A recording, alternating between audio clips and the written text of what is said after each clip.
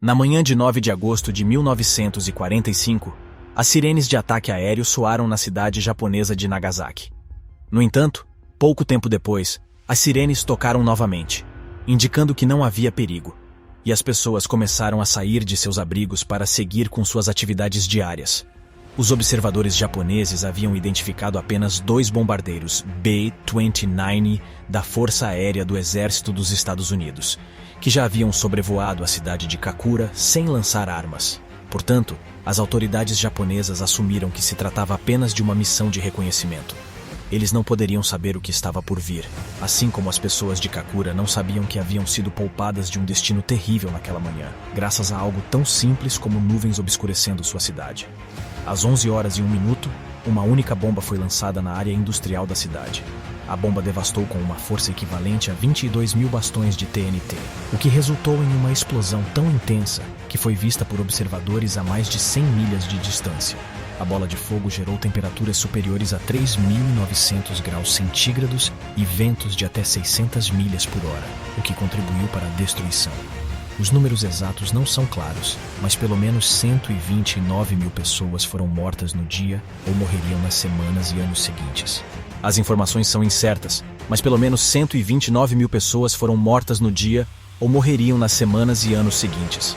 6 dias após o ataque, o Japão se rendeu aos aliados, encerrando um dos conflitos mais destrutivos da história registrada, que terminou nos 2 únicos ataques nucleares da história até agora. Foi a Segunda Guerra Mundial. Nesta primeira parte de um especial em 2 partes, vamos examinar alguns dos elementos e incidentes-chave do que provavelmente é o conflito mais influente na história humana. Bem-vindo ao canal Velha História, a Ascensão do Fascismo. A natureza complexa da história, especialmente em relação a um evento de escala tão grande como a Segunda Guerra Mundial, torna difícil identificar um único evento que tenha provocado o conflito. No final das contas, foi uma série de eventos que conspiraram juntos para eventualmente acender a chama da guerra. No entanto, um fator que certamente desempenhou um papel significativo foi o fascismo e ideologias ultranacionalistas similares que surgiram nas décadas de 1920 e 1930, frequentemente alimentadas pelas consequências da Primeira Guerra Mundial. De muitas maneiras, o boom fascista desse período pode ser considerado um resquício das antigas formas imperiais de reis, rainhas e imperadores, pois os seguidores dessa ideologia acreditavam no conceito de destino, superioridade racial, e em ter um lugar dentro de uma hierarquia que, na maioria das vezes, levava a um líder supremo que os guiaria em direção ao que eles viam como esse destino de grandeza. Os 3 principais atores que a história rotula como os principais instigadores da guerra, Alemanha, Itália e Japão, compartilhavam essa visão de mundo comum.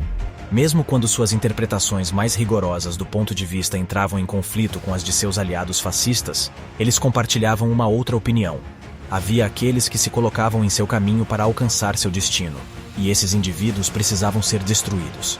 Das 3 potências mundiais, o Japão já estava no caminho do ultranacionalismo ao final da Primeira Guerra Mundial.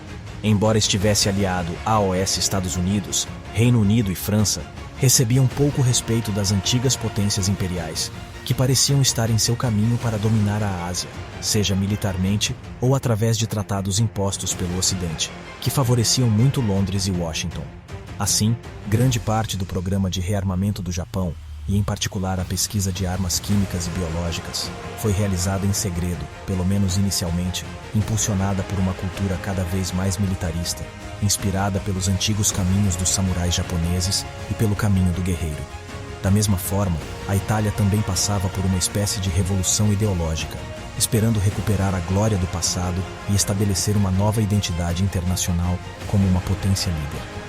Em 1922, Mussolini e seu Partido Nacional Fascista chegaram ao poder na Itália e logo começaram a remodelar o cenário político democrático do país em uma ditadura centrada em si mesmos.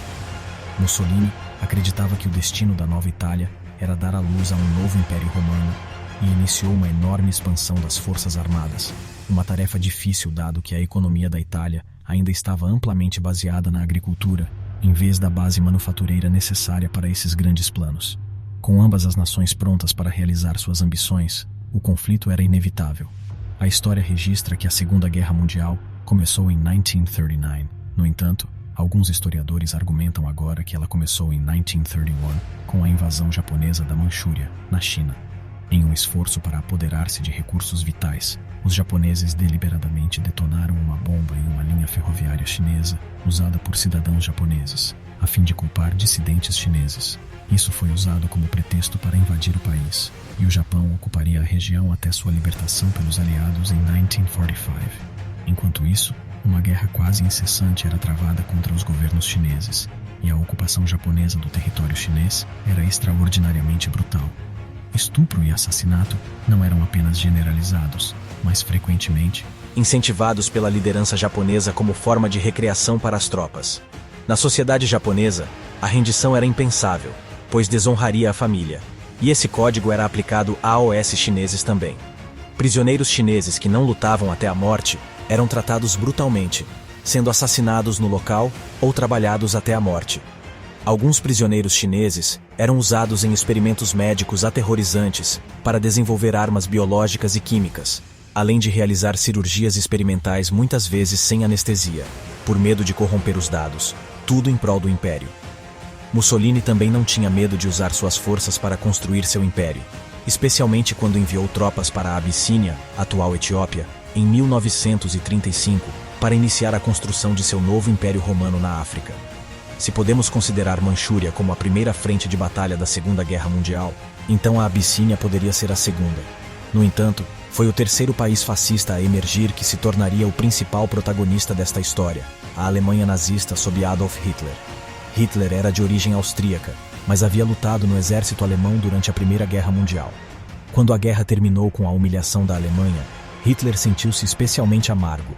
Ao contrário de muitos na Europa, ele temia que o comunismo se espalhasse além das fronteiras da Rússia pós-revolucionária.